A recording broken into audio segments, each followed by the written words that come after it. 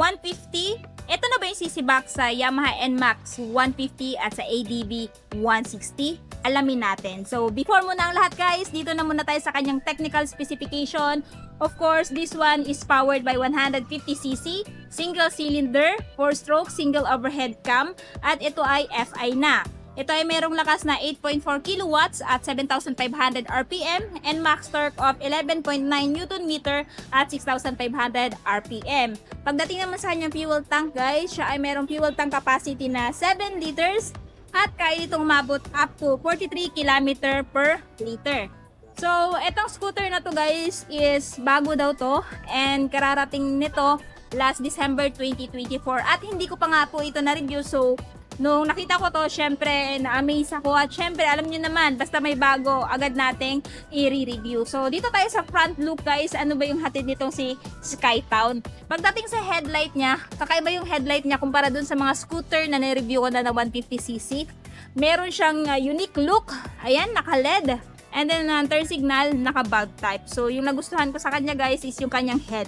Kasi nga, kakaiba yung itsura niya kumpara din dun sa mga kapatid niyang sila KRB at sila Dink. Ayan. Then next, suspension ginamit, telescopic. Tapos this one guys ay mayroong tire size sa front na 110 by 70 by 14 tubeless tire. Then dito sa kabila, check natin. Siya po ay naka-single disc. Ayan, dual path piston brake caliper. So, bibihira lang yung naka-dual path guys, no? Sa 150cc, usually mga big bike na yung naka-dual path. Pero dito kay Kymco, sinagad niya na, naka-dual path na, naka-ABS pa yung front tire. Ayan. Tapos, ang nagustuhan ko din dito guys, pagdating sa kanyang looks, kita nyo naman walang decals. No? Minimalist yung datingan guys, kasi pagdating sa kanyang PCS, no? At saka dito sa pangalan niya na Skytown, naka-emblem siya.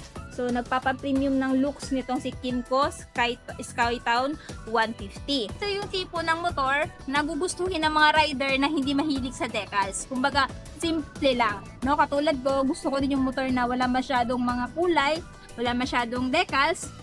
Talagang approved to sa akin. And nagustuhan ko talaga yung overall looks niya, especially yung kanyang headlight. So, dito tayo sa side. Ayan, walang decals, kundi emblem lang. Pangalan niya. Then, dito naman sa dashboard. So, dito sa dashboard naman guys, pakita ko sa inyo. Ayan, naka-fully digital naman siya. Tapos, meron siyang mode button at adjust button. So, sakalang kung daw nila ito ina-activate pag once na purchase na. So, for now, ito lang po muna yung mapapakita ko sa inyo. Sa mga indicators naman, meron siyang high beam, TCS indicator, ABS indicator, turn signal indicator, at saka check engine indicator. Nandito sa kabilang gilid. No? Tapos dito sa kanyang handlebar, ayan, may pangalan siya dito Skytown. And meron na din talaga siyang pride of ownership dito guys. No? Buttons and switches, high beam, low beam, pass light, ayan, turn signal switch, horn, sa kabila naman electric start. At ang isa din sa nagustuhan ko sa kanya guys is meron siyang dalawang front pocket dito. Ayan. Pero medyo shallow yung front pocket niya. So yung concern ko lang, if ever, siguro kung i-upgrade to by next years, no? Next year or sa mga susunod na taon, since parang bulky naman yung kanyang dito, front pocket, yung sana mas malaki, mas malawak na. Kasi yung first impression ko kanina pagbukas ko dito, akala ko malalim yung front pocket niya dito, pero shallow pala. So kalahati lang ng kamay ko yung napasok guys. So yun yung front pocket niya sa left side. Pero sa right side naman, meron siyang front pocket dito. Yun nga lang, hindi siya disira, pero malalim siya. So kasya dito yung phone ninyo. So meron din siyang charging port dito. Plus points din to sa akin. Pwede kayo magsaksak dito ng Android phone at saka ng iPhone. Ayan, no need na kayo bumili ng adapter para sa pangsaksak nyo sa phone ninyo. So, ito yung fuel tank guys. At ang isa sa nagustuhan ko din dito, meron siyang generous seat cushion. So, if ever gagamitin nyo to sa long ride, hindi na masyado sasakit yung puwet nyo dito. Tapos, naka-upright sitting position kayo dito. Pwede din kayong mag-cruising style or iunat nyo yung paa nyo dito habang nagra-ride kayo. Kasi ang isa sa binibigay ng Skytown 150 is comfort sa bibili nito na rider. Ayan.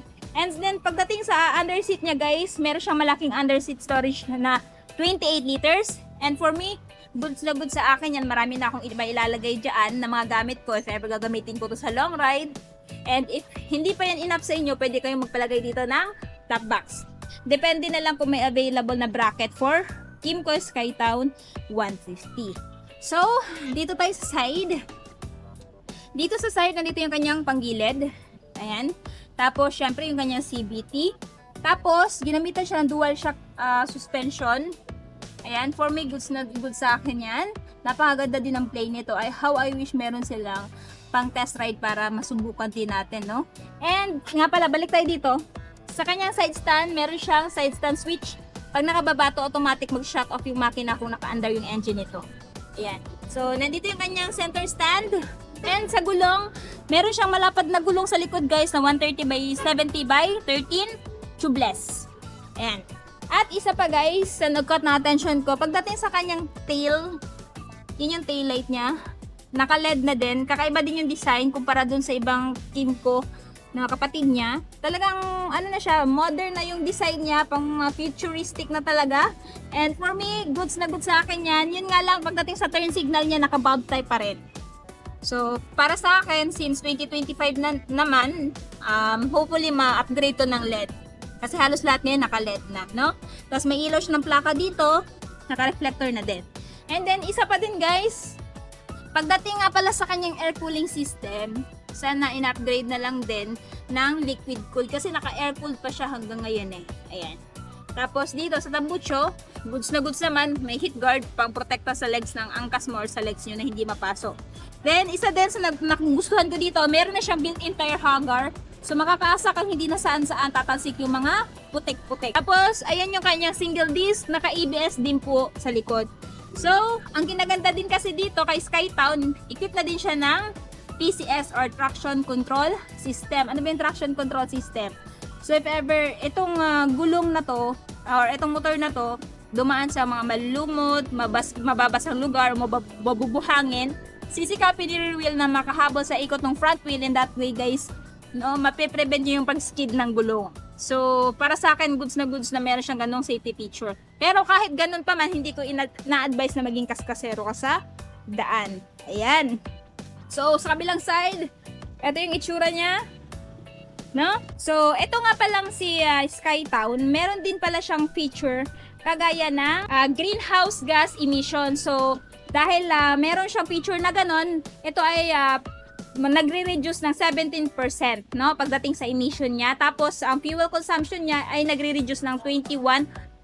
Kymco pagdating dito kay Skytown 150. Tapos, ito guys ay merong underslung engine hanger. No, provide smooth start, more stability while cornering. So kung may mga question po kayo regarding sa motor na to, i-comment nyo na lang din po sa baba. Anyway, pagdating nga po pala sa kanyang seat height, this one guys ay mayroong seat height na 770mm at timbang na 126 kilograms. So kahit lady rider ay kayang-kaya tong i-maneuver. So kung itong motor na to yung gusto nyong bilhin ngayong taon, magkano naman kaya yung presyo? So, ito si Skytown 150 guys. Ito ay may presyong 118,500 if spot cash. Down payment is 9,125 at monthly sa 3 years na 5,535 at less na rebates na 200. Ito po ay available dito sa LYR Marketing Corporation, Kanokotan, Tagum City. So kung may katanungan pa kayo guys regarding sa scooter na to, i-comment nyo na lang sa baba. Anyway, palagi ko naman binabasa yung mga comments ninyo. At syempre, kung ano po yung next na motor na gusto nyo makita sa next vlog po, paki-comment na lang din sa baba. So yun guys, hanggang dito na muna tayo. Ride safe and peace out!